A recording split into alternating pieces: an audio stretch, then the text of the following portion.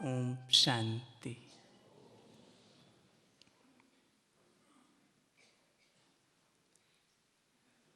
हम सब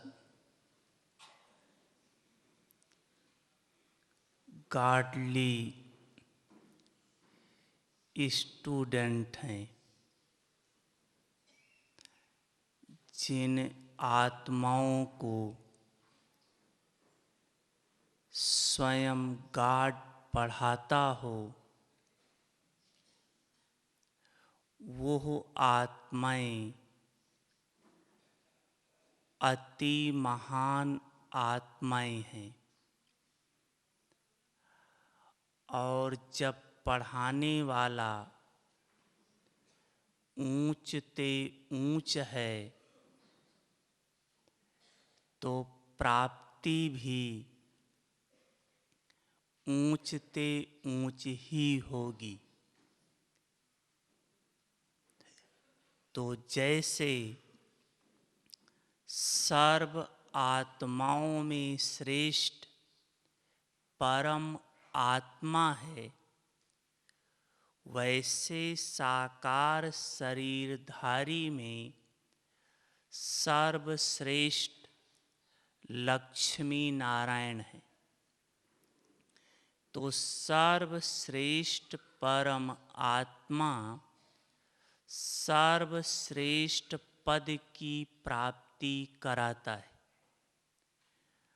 और उस पद की प्राप्ति के लिए भगवान रोज पढ़ाई पढ़ा रहा है। और इस पढ़ाई की रिजल्ट जब निकलेगी, उसके पहले सर्व आत्माओं को उस पढ़ाई का पेपर देना पड़ेगा। बिना पेपर दिए पद की प्राप्ति नहीं होगी। तो जब पद इतना ऊंचा है तो पेपर भी ऊंचा होगा, क्योंकि पद ऊंचा पेपर साधारण ये तो हो नहीं सकता। जैसे बाबा कहता है कि लौकिक दुनिया में IAS ऑफिसर जो बनते हैं, उनका पेपर बड़ा कड़ा होता है, इसलिए बहुत थोड़े लोग पास होते हैं। यहाँ तो विश्व का मालिक बनना है तो पेपर बहुत बड़ा होगा। लेकिन दुनिया के पेपर में और बाबा की पढ़ाई का जो पेपर है, इसमें थोड़ा सा अंतर है।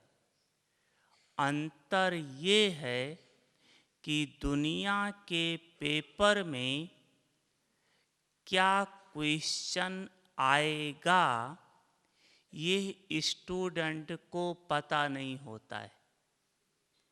लेकिन बाबा के यहाँ पहले से ही बता दिया जाता है कि यह क्वेश्चन आपके सामने आएगा। ऐसा क्यों होता है? क्वेश्चन का अर्थ ही है, परीक्षा का अर्थ ही है पर इच्छा, दूसरों की इच्छा के द्वारा पेपर लेना। लेकिन यहाँ तो पेपर पहले से ही बता दिया जाता है कि यह पेपर आएंगे। ऐसा क्यों किया जाता है, या ऐसे बाबा क्यों करता है? इसका कारण है कि यहाँ अपना बाप ही टीचर है। उस स्कूल में टीचर अलग हैं, बाप अलग है, एग्जाम जो लेने वाले वो अलग हैं। यहाँ सब कुछ अपना मीठा बाबा ही है। इसलिए बच्चों को पहले से ही पेपर बता देता है और उस पेपर को कैसे पास करें वो विधि भी बता देता है। अब जो बच्चे उस पर पुरुषार्थ कर लेते हैं वो पास विद ऑनर हो जाते। हम आप सबको चलना है पास विद ऑनर होकर। वैसे तो जाएंगे सब घर में, चाहे पास विद ऑनर होकर चलो चाहे सजा खाकर चलो, जाएंगे जरूर, लेकिन चलने में अंतर है। जैसे आपने देखा होगा कि जब कोई बड़ा व्यक्ति आता है इस लौकिक दुनिया का, तो उसके आगे पीछे चारों तरफ पुलिस होती है, बंदूक लेकर चलती है। और एक व्यक्ति जो चोर है, जब वो चलता तब भी उसके आगे पीछे भी पुलिस होती है पुलिस दोनों के साथ, चल दोनों रहे हैं, लेकिन चलने में कितना अंतर है। तो ऐसे चलेंगे तो सब घर, लेकिन एक है पास विद ऑनर होकर चलेंगे, धर्मराज भी रिगार्ड देगा, और एक धर्मराज के आगे तोबा तोबा करेंगे। अंतर है चलने में। तो जब हम सब बच्चों को बाबा ने प्रश्न भी बताया, उत्तर भी बताया है, तो पास तो अवश्य होना चाहिए। अब कौन कौन से प्रश्न हैं और उस प्रश्न को पास करने की विधि क्या है वो आपको बताते हैं। अंत में 8 प्रकार के पेपर सर्व ब्राह्मण आत्माओं के आएंगे और उन 8 पेपरों को पास करना ही पास विद ऑनर बनना है। पहला पेपर है 5 विकार अर्थात माया के द्वारा पेपर। दूसरा है 5 तत्व अर्थात प्रकृति के द्वारा पेपर। तीसरा है प्रकृति के द्वारा बने हुए साधनों के ना प्राप्ति होने का पेपर। चौथा है लौकिक संबंधियों के द्वारा पेपर। पांचवा है ब्राह्मण आत्माओं के द्वारा पेपर। छठा है शारीरिक कर्म भोग के द्वारा पेपर। सातवां है इबिल सोल के द्वारा पेपर। और आठवां है गंदी दृष्टि वृत्ति वाली जीव आत्माओं के द्वारा पेपर। ये 8 पेपर आएंगे। इन 8 पेपरों को पास करना है। जैसे पहला पेपर है 5 विकार अर्थात माया के द्वारा पेपर। इस पेपर को पास करने की विधि है जितना जितना आप अशरीरी भाव की स्थिति में स्थित रहेंगे, अर्थात जितना आप स्वस्वरूप में स्थित रहेंगे, माया से सेफ रहेंगे। जैसे जब आत्मा परम धाम में है, स्वस्वरूप में स्थित है, तो माया नहीं। जब आत्मा सतयुग त्रेता में शरीर में है, लेकिन स्वस्वरूप में स्थित है, उसको समझ है कि मैं आत्मा हूँ, इस कारण से शरीर में होते हुए भी माया विकारों से मुक्त है।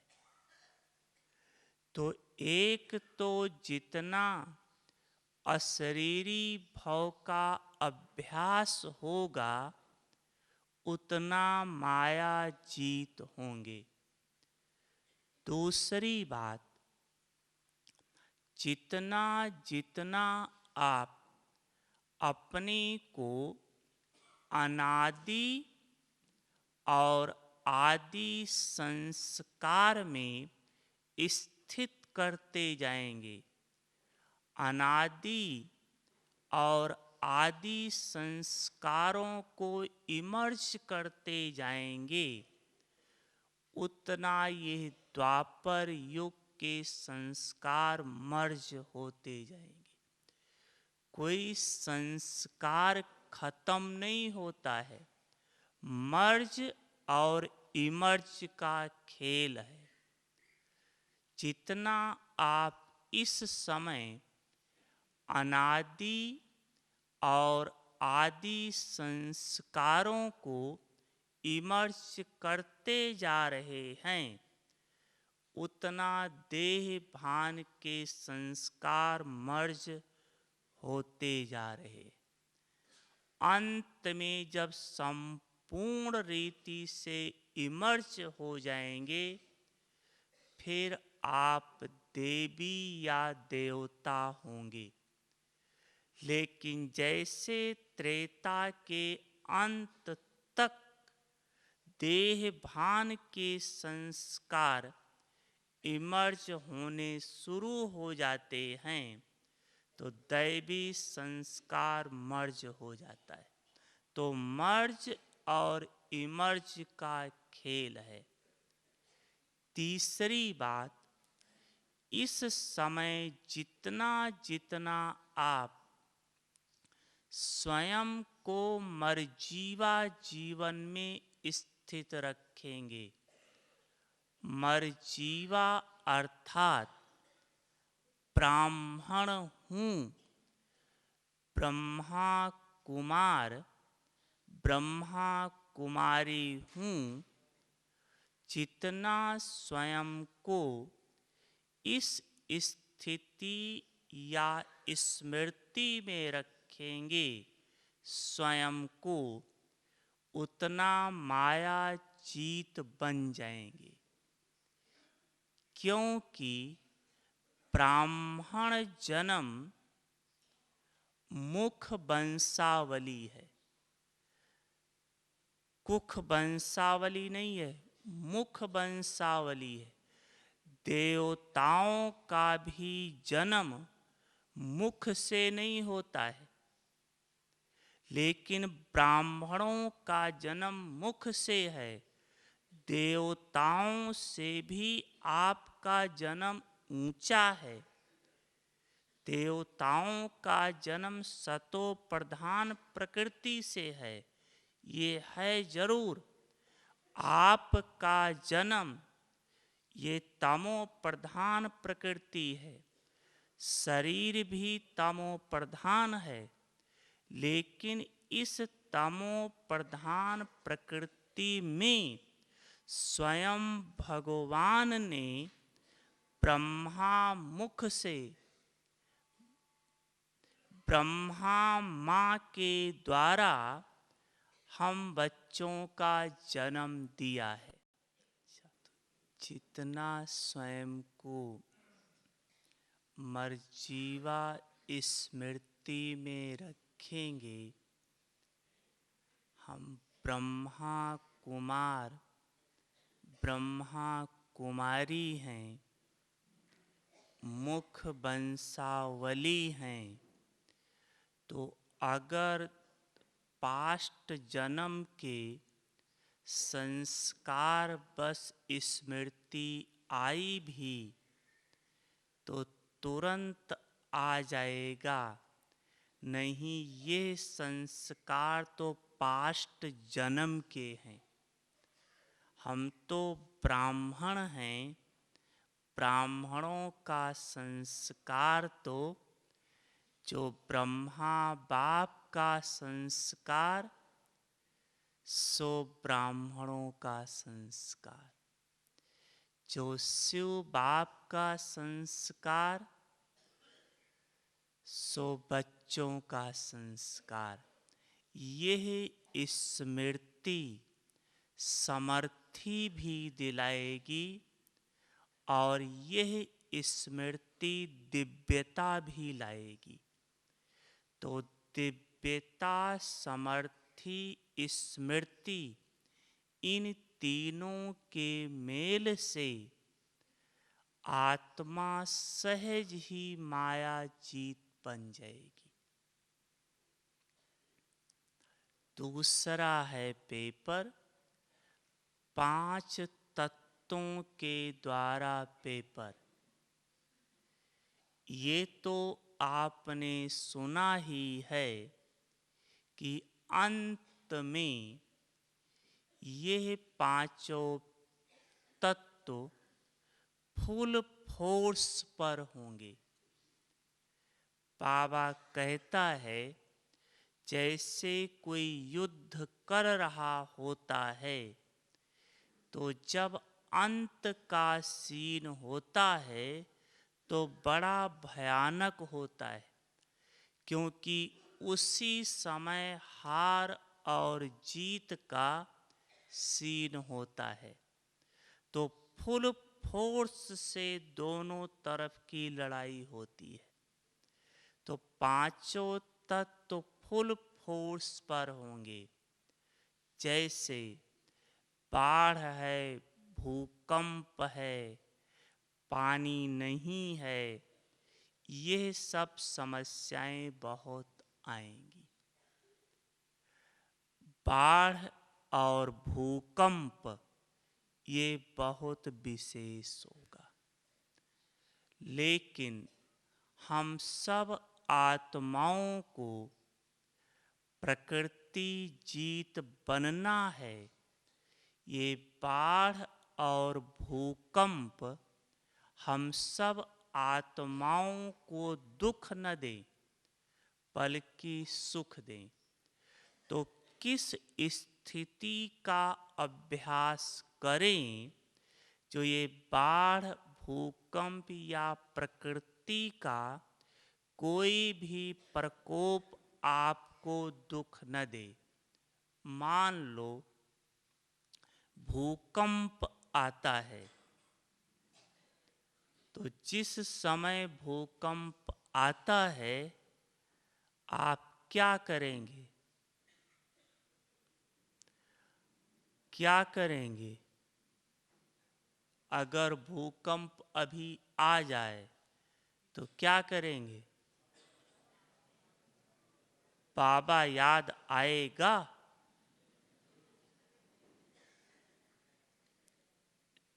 ठीक जी।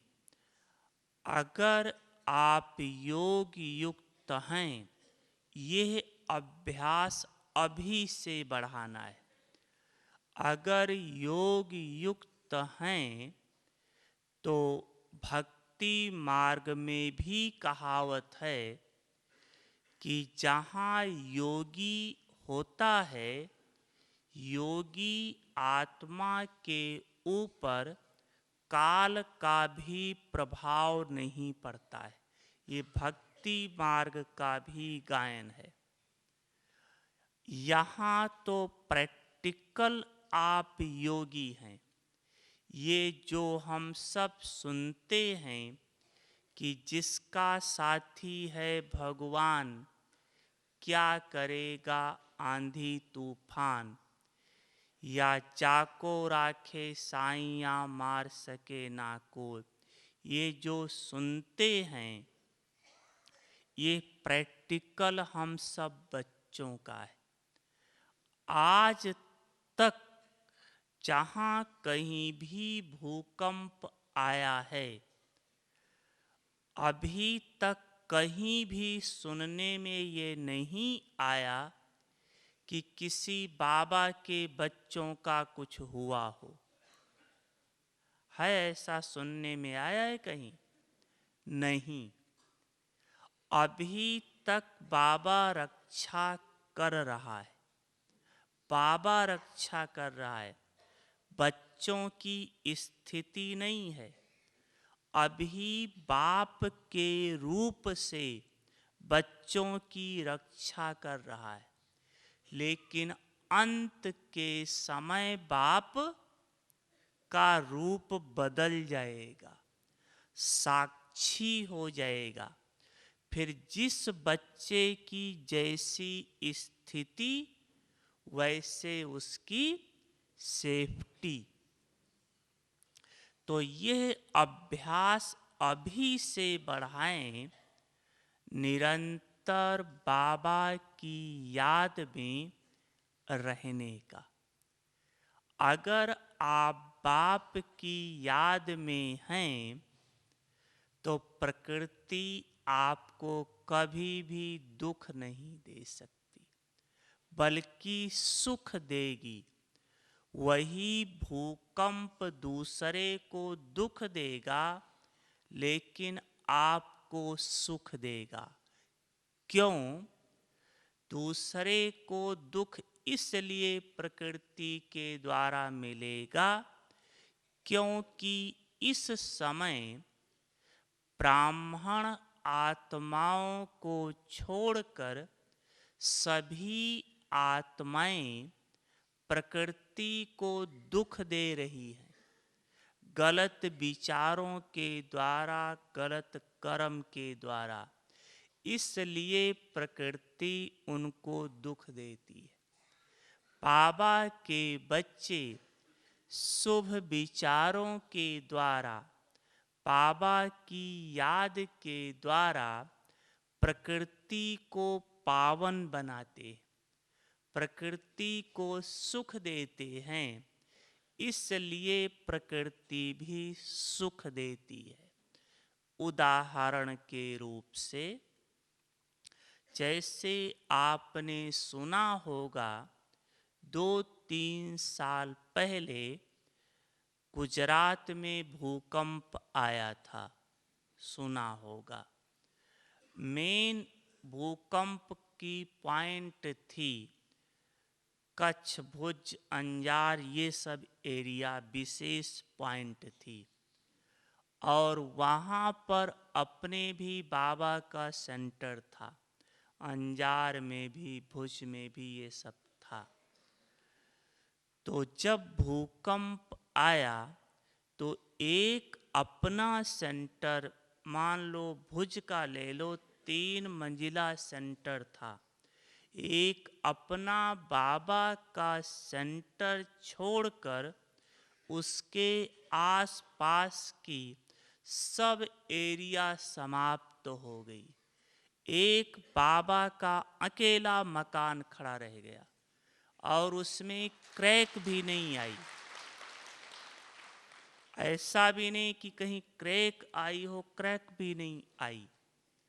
और इससे बड़ी सेफ्टी देखो, ये तो पूरा सेंटर ही बचा, लेकिन जो बाबा के बच्चे क्लास करने आते थे, किसी के परिवार से 2-4 होंगे, किसी के परिवार से 1 होंगे, तो जो क्लास करने आते थे उनको छोड़कर उनके परिवार में सब खत्म हो गए, घर खत्म हो गया, लेकिन बाबा के बच्चों का कुछ नहीं हुआ।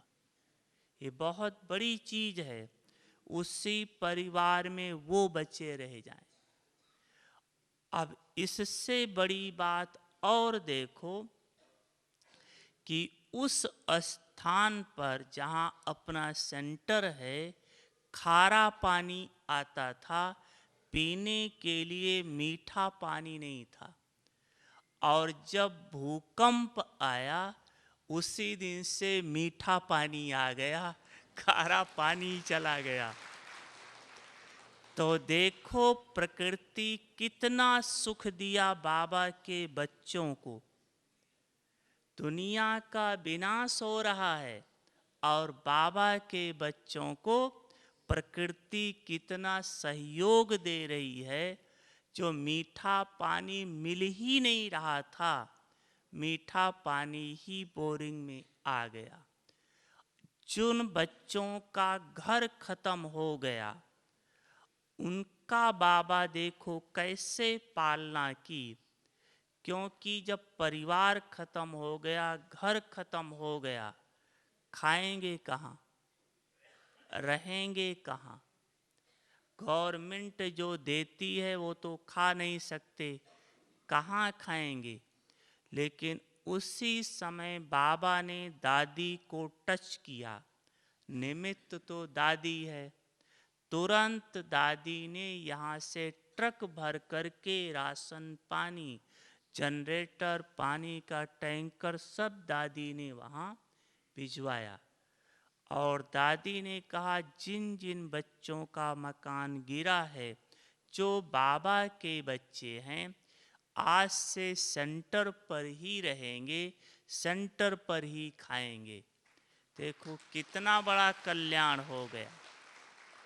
पहले कभी हफ्ते 15 दिन में 1 दिन ब्रह्मा भोजन मिलता, अब तो तीनों टाइम ब्रह्मा भोजन मिलने लगा।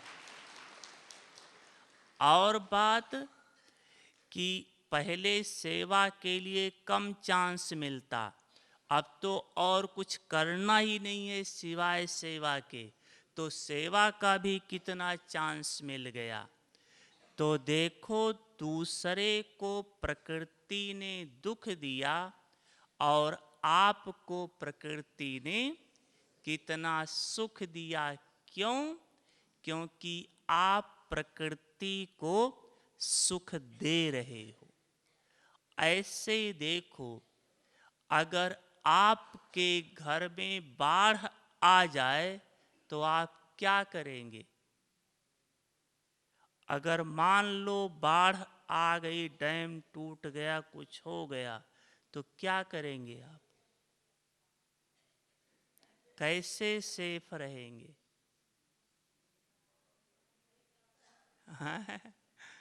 अच्छा, देखो बाबा बच्चों को कैसे बचाता है। आपने सुना होगा 4-5 साल पहले उड़ीसा की तरफ भयंकर तूफान आया था सागर में, और मेन पॉइंट था पारादीप, जो सागर का पॉइंट है। हम देख करके आए हैं। तो वहाँ पर सागर से 2 किलोमीटर में, सागर ही समझ लो, एक अपना सेंटर है, 1 किलो दूसरा सेंटर है शायद 10 किलोमीटर दूरी पर, और तीसरा सेंटर है 30 किलोमीटर दूरी पर, जो मेन सेंटर है कटक। तो जिस समय तूफान आया तो जो मेन सेंटर है उस बहन ने कोशिश किया कि फ़ोन करके बहन को बुला लें, लेकिन तूफान के कारण संपर्क नहीं हो पाया। तो जैसे तूफान आया और बरसात हुई, सागर उछाल मारा, तो अपना सेंटर में सेंटर भी देख करके आया हूँ, 2 मंजिला सेंटर था। तो अपना सेंटर नीचे था, मकान मालिक वाला ऊपर था। तो जैसे पानी का तूफान आया तो बहनों ने सोचा चलो पहले थोड़ी देर तो सोचा देखें शायद थोड़ा सा चला जाएगा, लेकिन जब देखा धीरे धीरे धीरे धीरे पानी ऊपर ही आने लगा और हवा भी 250 किलोमीटर की स्पीड से थी, बहुत तेज हवा चल रही थी। तो बहनों ने सोचा अच्छा ठीक है अब हम ऊपर चले जाते हैं, क्योंकि बचने का कोई साधन नहीं दिखाई दे रहा है। तो ये जा रही थी ऊपर ही बहनें, करीब मैं समझ 3/4 सीढ़ी चढ़ गई थी। इतने में देखा पड़ोस के 2-3 व्यक्ति बहते हुए जा रहे थे उसी पानी में और चिल्ला रहे थे, तो उनके पास से ही जा रहे थे। तो क्या करें, बहनें कैसे बचा सकती हैं, माताएं थी। तो बहनों ने अपनी साड़ी का पल्लू उधर फेंक दिया और उससे उनको पकड़ के खींच लिया। देखो बचा भी लिया। अब जब ऊपर गई तो हवा इतनी तेज है कि दरवाज़ा बंद, ये चिल्लाएं कोई आवाज़ ही न सुनाई पड़े, क्योंकि अगर दरवाज़ा खुल गया तो बंद होना भी मुश्किल है, इतनी तेज हवा थी। क्या करें, फटफट फटफट करें, लेकिन वो तो समझे हवा के कारण हो रहा है। तो उस समय बहनों ने खड़े होकर के बाबा को याद किया, और जैसे याद किया थोड़ी देर में पता नहीं उसको क्या संकल्प आया और उसने दरवाज़ा खोल दिया और बहनें कमरे में चली गई। वो तो 2-3 दिन तक था तो बहनें वहाँ रही, और तो कुछ खाने के लिए नहीं मिला, चिवड़ा रखा था वही अपना खा लेती थी। दूसरा सेंटर था जो 10 किलोमीटर की दूरी पर था, उस पर बहन ने फोन किया, बड़ी बहन ने, छोटी छोटी 2 बहनें थी, जो भी साधन मिलता है तुम अभी आ जाओ। तो बहनों ने कहा मैं नहीं आने वाली हूँ, मेरे साथ बाबा है, प्रकृति क्या करेगी, ऐसे थोड़ी हमारा प्रकृति कुछ कर सकती है, हम यहीं रहेंगे। ऐसे कह करके तो वो वहीं रुक गई और थोड़ी देर में तो तूफान की हवा आने लगी। तो हवा तो थोड़ी पीछे थी, लेकिन जो सागर का उछाल था वो पानी आते आते पूरा सेंटर के लेवल पे आ गया, छत तक। जब छत तक पानी आ गया तो अब बहनें क्या करें, जो थोड़ा बहुत सामान ऊपर उठा पा रही थी छत के ऊपर रखने के लिए, उतना तो कुछ उठाया। लेकिन जब छत पर पानी आने लगा तो एक जगह छत के ऊपर टीन की सेट थी, एक रूम बना हुआ था। तो बहनों ने कोशिश करके उस टीन के सेट के ऊपर जाकर बैठी। तो जब इतना पानी आ रहा है और तेज हवा आ रही है, तो ये बहनों को निश्चय हो गया कि अब तो हम जाएंगे सागर में, और कोई चारा नहीं है। तो क्या किया बहनों ने, जो अटैची में नए कपड़े थे, साड़ी आदि जो कुछ भी थे, जैसे कोई मरता है तो न नए कपड़े पहनाते हैं मरते समय, नए कपड़े सब पहन लिए और बाबा का फोटो ऐसे लेकर के बैठ गई कि अब बाबा के साथ सती हो जाएंगे, मर जाएंगे। तो ऐसे छत के ऊपर बैठी थी। अब सोचो 250 किलोमीटर के स्पीड की हवा, पतरा तो देखते देखते उड़ जाएगा, इतनी तेज हवा में तो पतरा रुकने वाला ही नहीं है। तो उस पर बैठी बाबा के फोटो को ऐसे लेकर के बाबा बाबा कर रही थी। बाबा की मदद देखो, जो तेज हवा आ रही थी तो जहां अपना सेंटर था उससे 2 मकान आगे ही हवा का फिर रुख बदल गया, उसी तरफ फिर उलट हवा चली गई, यहाँ तक हवा नहीं आई।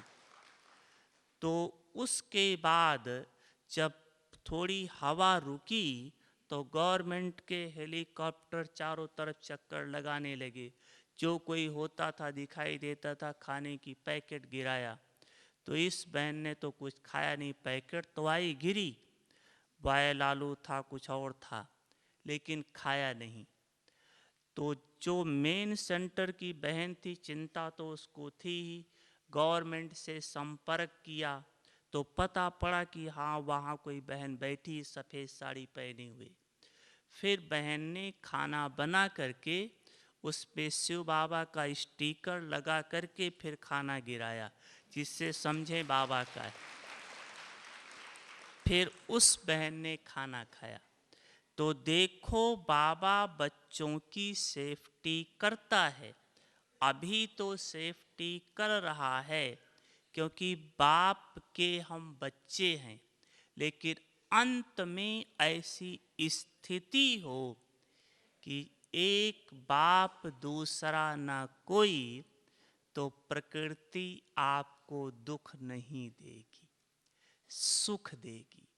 दुनिया में कैसी भी कुछ भी हालत हो, सुनते होंगे बाबा के मुरली कि जहाँ आप बैठे हैं वहाँ से 3 कदम की दूरी पर सब कुछ हो रहा होगा, लेकिन आप सेफ रहेंगे। आधार बाप की निरंतर याद। तीसरी बात है, प्रकृति के द्वारा बने हुए ना साधनों की प्राप्ति का पेपर। यह शरीर 5 तत्व का बना हुआ है। 5 तत्व के शरीर को 5 तत्व की चीज देनी पड़ती है, नहीं तो ये चलेगा नहीं, प्रकृति का है। और ये तो आप मुरली में सुनते हैं कि अंत में या तो पीने का पानी ही नहीं होगा, या होगा तो जहरीला होगा, खाने के लिए कुछ नहीं होगा, होगा तो जहरीला होगा। सोचो कैसे इस शरीर को चलाओगे, कैसे चलाओगे? बिना खाए बिना पानी पिए बाबा की याद रहेगी? हो पाएगा? और अंत में यही होगी, या तो होगा नहीं और या तो जहरीला होगा। इस पेपर को पास करने की विधि अभी से अभ्यास करना, प्रैक्टिकल करके देखना।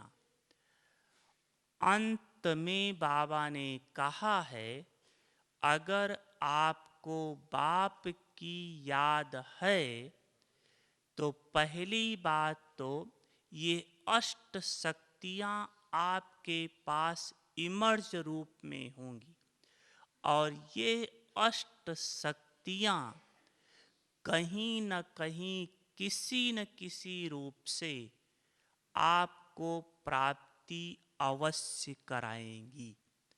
कैसे? उदाहरण के रूप से आप सुनते हैं कि द्वापर युग में जब रजोगुणी सन्यासी थे, गुफा में छुप करके तपस्या करते थे, छुप करके, लेकिन लोग ढूंढ करके वहां भी खाना दे आते थे। छुपे रहते थे, निकलते ही नहीं थे गुफा से बाहर, लेकिन लोग ढूंढ करके उस वाइब्रेशंस को कैच करते करते वहां उनको जो चाहिए दे आते थे। आप तो परमात्म योगी हैं, क्या नहीं मिलेगा? कहीं भी होंगे अवश्य मिलेगा, अगर परमात्मा के साथ निरंतर योग है तो। पहली बात।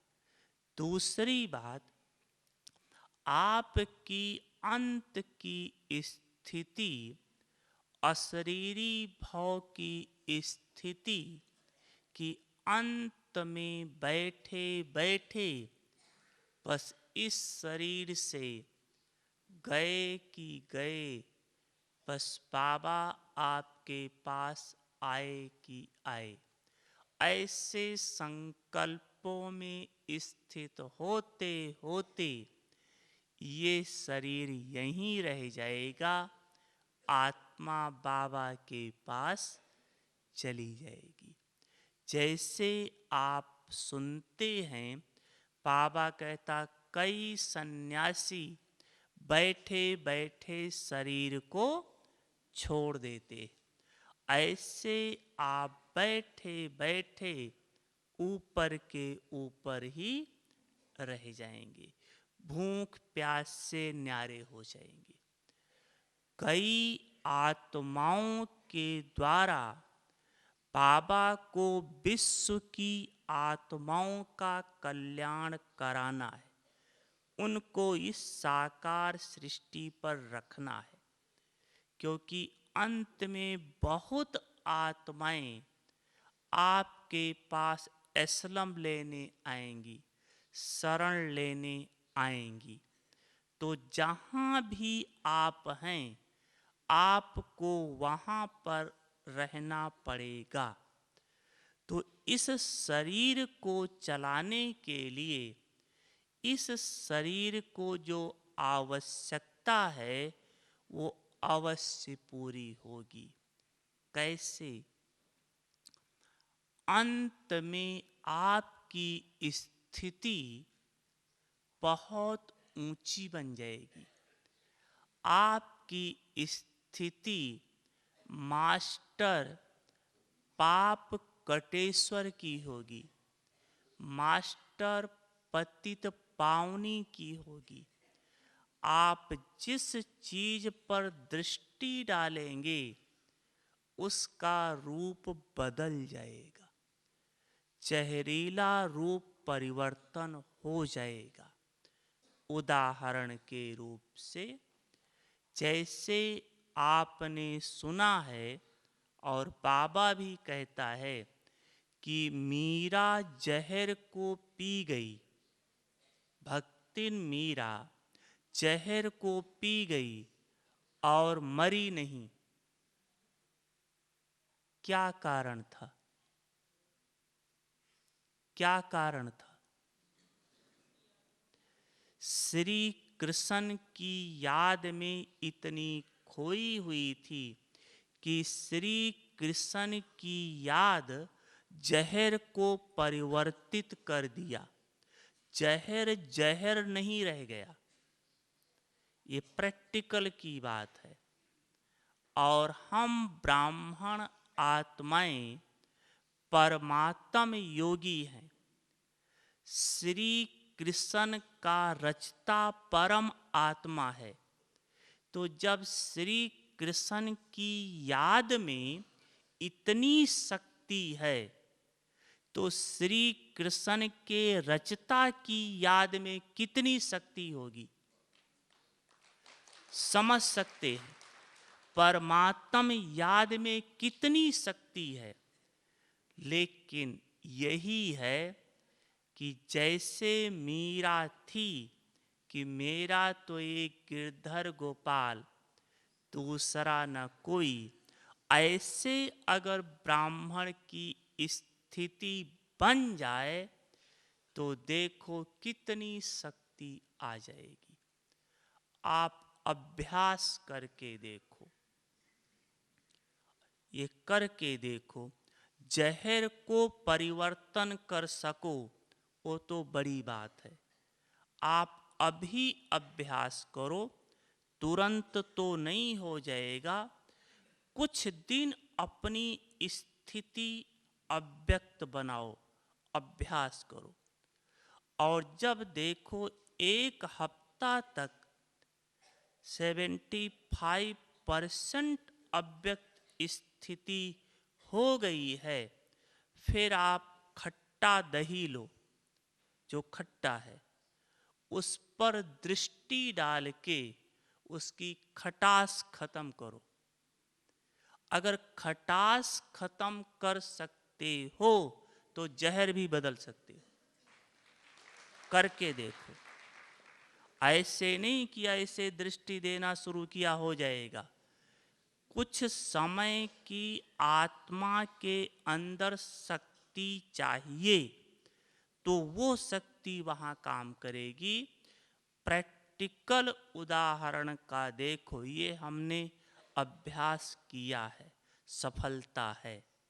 इससे बड़ी चीज देखो, यज्ञ में जब बेगरी पार्ट था, माउंट में थे, तो एक बार लौकी, जिसको क्या कहते हैं, कोई घिया, कोई लौकी, कोई दूधी, जो भी कहता, लंबी लंबी होती है, हरी, यहाँ रोज बनती है सब्जी अपने पास, तो वो आई हुई थी।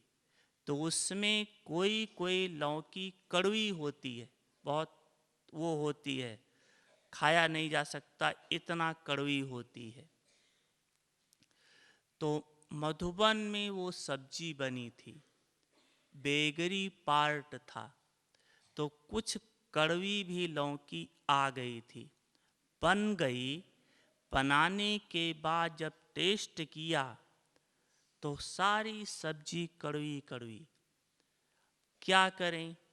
बाबा को बताया, साकार बाबा, ब्रह्मा बाबा को, और बाबा आकर के उस पर थोड़ी देर दृष्टि दिया।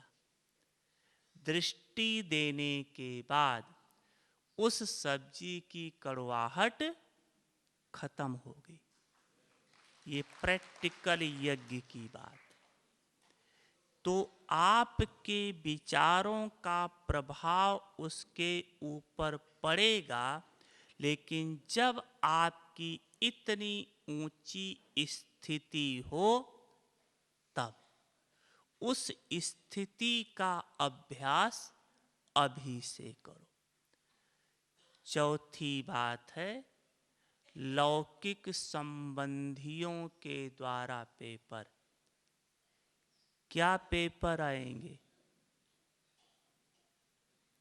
क्या आएंगे पेपर? आपको सेंटर पर जाने के लिए मना करेंगे, वो उस समय नहीं होगा।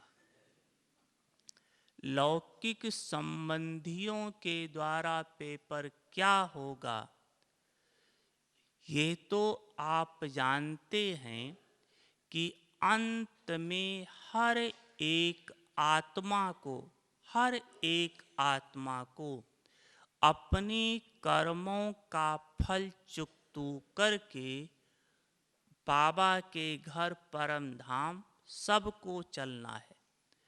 इस समय आप अपने लौकिक संबंधियों को आप कहते हो कि चलो बाबा आया है, भगवान का ज्ञान सुनो, पापों को नाश कर लो, लेकिन वो आपका कहना नहीं मानते।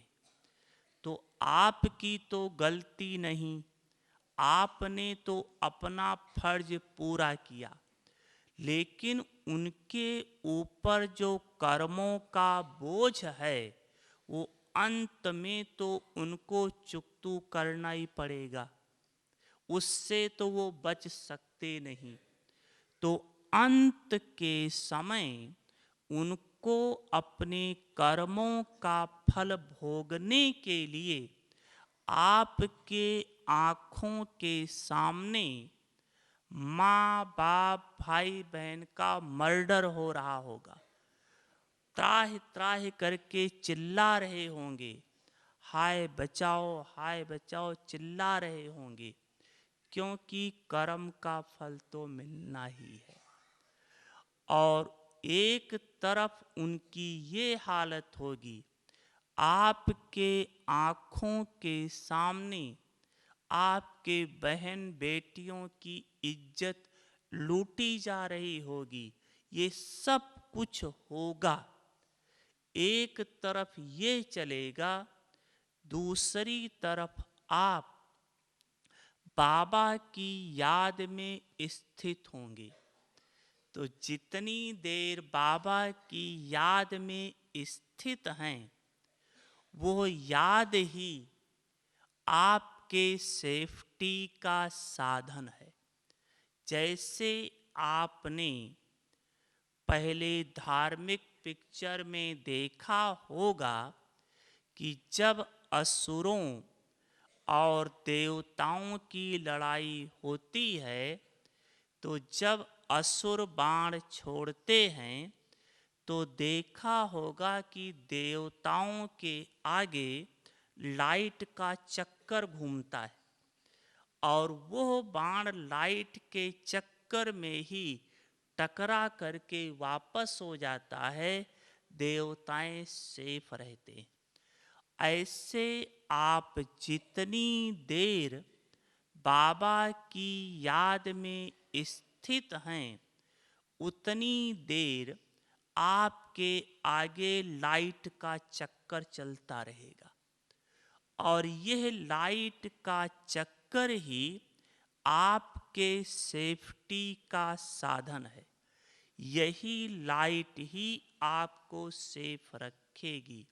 लेकिन अगर लौकिक परिवार में जरा सा भी आपका मोह है, जरा सा भी, सिर्फ इतना आपको संकल्प आया, हाय मर रहे हैं, जरा देखें तो क्या हो रहा है, अगर इतना भी आपको संकल्प आया, तो आपका बाबा के साथ कनेक्शन टूटा, लाइट का चक्कर गायब हुआ, आप भी एक साधारण व्यक्ति दिखाई पड़ेंगे। और उस समय अगर आपका कर्म का खाता रह गया है, तो जैसे उनके ऊपर छुरी चाकू चल रही है, वही हाल आपकी भी होगी। तो देखो, एक लौकिक परिवार की थोड़ी सी याद के कारण क्या हालत हो जाएगी। अब कईयों का प्रश्न उठता है, क्या लौकिक परिवार वालों का मदद करना फर्ज नहीं है? फर्ज है, लेकिन मदद तो तब कर सकोगे जब खुद सेफ रहोगे, तब तो ना। खुद ही नहीं सेफ हो तो मदद क्या करोगे? उस समय जितना आप बाबा की याद में स्थित हैं, वो बाबा की याद अगर लौकिक संबंधियों ने आपको या बाबा के यज्ञ में थोड़ी भी मदद की हुई होगी, सिर्फ इतना, संस्था अच्छी है, मेरी बेटी अच्छी जगह पर है, मेरा बेटा अच्छा जगह पर, अगर इतना भी कहा हुआ होगा, तो उस समय आपके बाबा की याद का वाइब्रेशंस उनकी रक्षा कर देगा, सेफ हो जाएंगे। तो आपकी स्थिति उनकी रक्षा करेगी। और अगर आपको थोड़ा भी मोह होगा, तो बहुत उलट हो जाएगा। इस पेपर को पास करने की विधि, बाप के साथ प्रैक्टिकल में सर्व संबंध जोड़ना। बाबा ही मेरा, माता पिता बच्चा बहू साजन सब मेरा बाबा ही। फिर जब इतना बाबा ही मेरा सब है, तो बाकी सारी दुनिया ही हमारा परिवार है। फिर तो एक दो परिवार हुआ ही नहीं ना। या तो बाबा संसार, या तो सारी दुनिया ही हमारा है। फिर मोह हट जाएगा। तो इससे पार होने की विधि बाबा ही हमारा संसार है। अच्छा, टाइम तो हो गया है जी।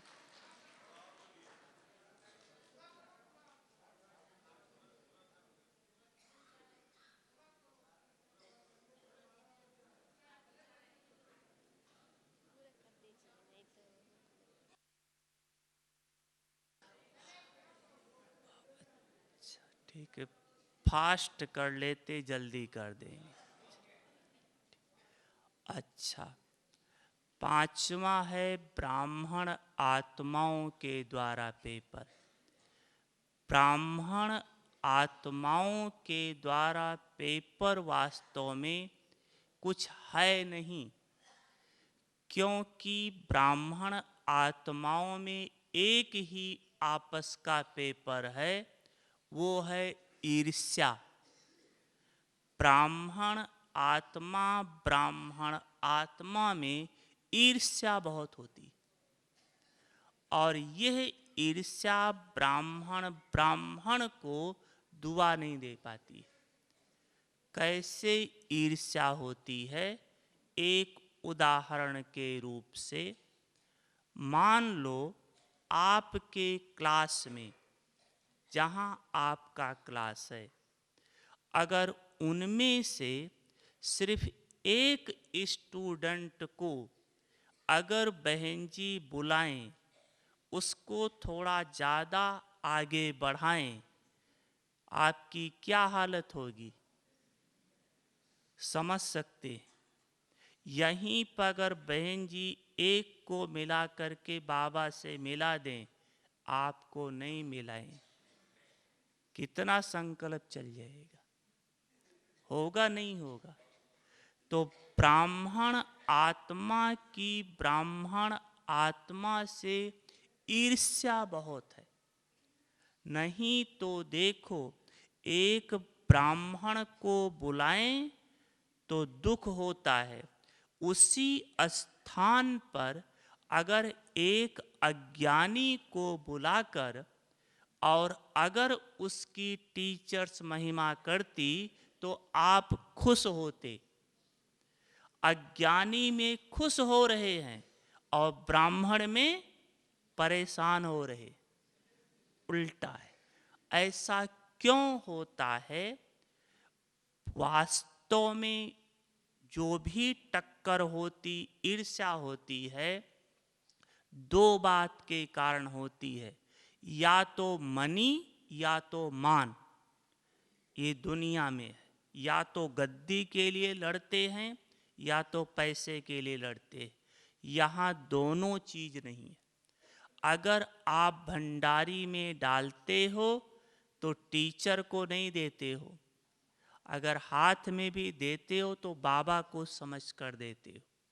तो ना तो मनी का चक्कर है, ना मान का चक्कर है। एक बाबा है बड़ा, बाकी हम सब एक परिवार के।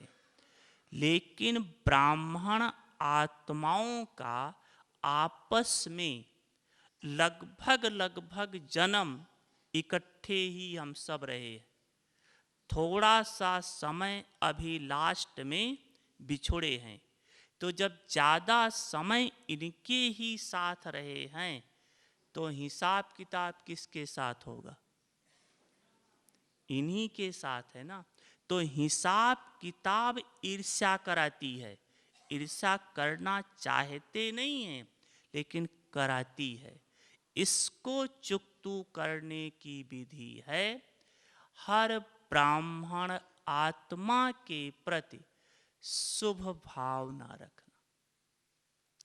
ये बहुत बड़ी चीज। वो आपको गाली दे, आप शुभ भावना रखो। आप देखेंगे कई ऐसे भाई बहनें कहते हैं कि हम तो उसके लिए बहुत अच्छा सोचते हैं, बहुत शुभ भावना रखा, लेकिन पता नहीं मेरा क्या है, मानते ही नहीं, कुछ कहना सुधरते ही नहीं है। अगर आपका हिसाब किताब है, मान लो मेरे साथ आपका हिसाब किताब है। हमें चाहे दादी समझाए, चाहे कोई भी समझाए, जब तक हिसाब किताब है मानेंगे नहीं, बुद्धि में बैठेगा नहीं, आएगा ही नहीं। और जिस दिन हिसाब किताब खत्म हो जाएगा, अपने आप ही समझ जाएंगे कि मेरी गलती थी, परिवर्तन हो जाएगा। तो मेन चीज है हिसाब किताब को खत्म करना, और उसकी विधि है शुभ भावना। किस प्रकार से? बाबा, इस आत्मा का कल्याण हो जाए, बाबा इसका बुद्धि योग आपसे एकाग्र हो जाए, बाबा ये आत्मा भी आपसे वर्षा ले ले, बाबा ये आत्मा भी सुखदाई बन जाए। ऐसे शुभ भावनाएं रखो। देखो, जो हिसाब किताब 1 महीने में खत्म होने वाला था, आप देखेंगे 3-4 दिन के अंदर खत्म हो जाएगा। फिर दिल का मिलन हो जाएगा। इसके बाद है शारीरिक कर्म भोग के द्वारा पेपर। अंत में बहुत दर्द होगा शरीर छोड़ते समय, जिसको बाबा कहता है सहन नहीं होता है, ऐसा दर्द होगा।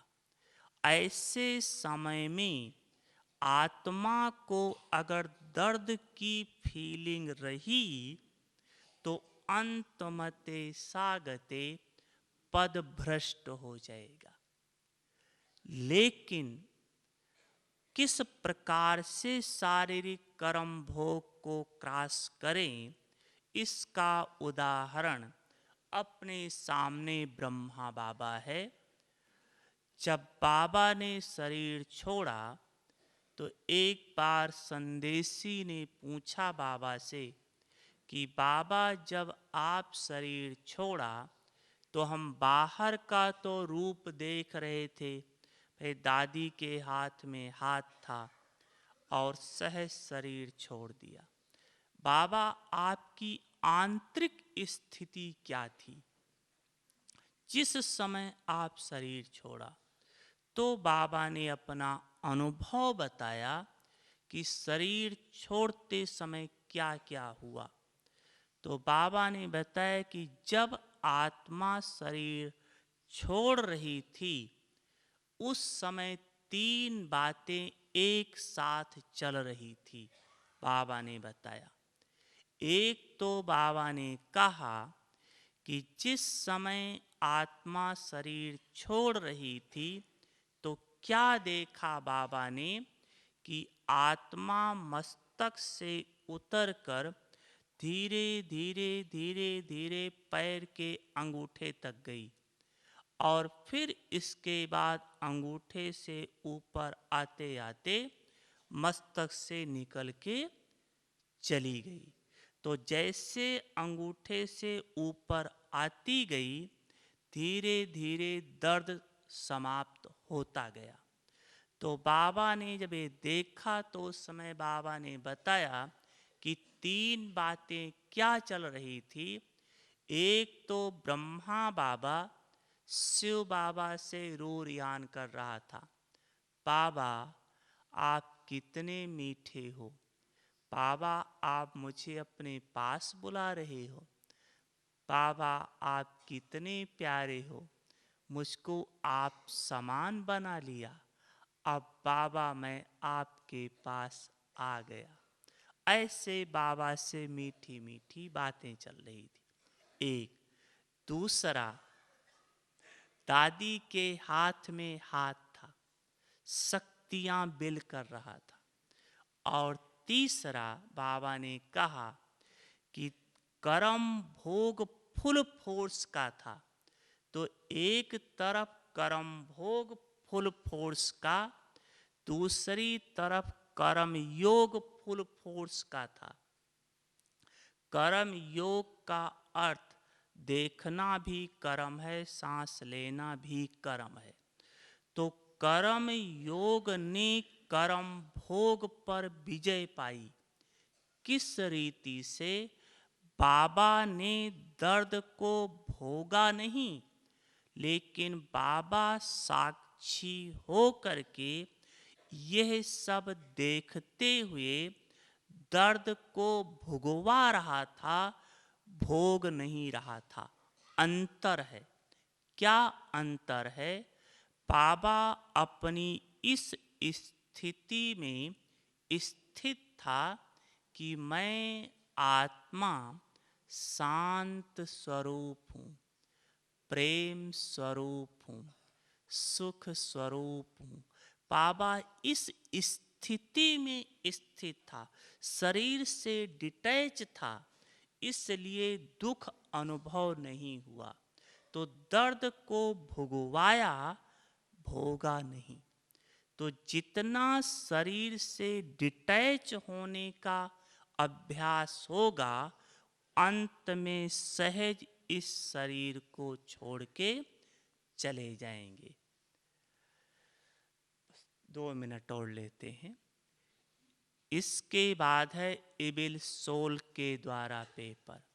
बाबा ने कहा अंत में एक एक के अंदर 3-3, 4-4 इबिल सोल प्रवेश करेंगी। वो भी किसका? जिसके साथ हिसाब किताब है।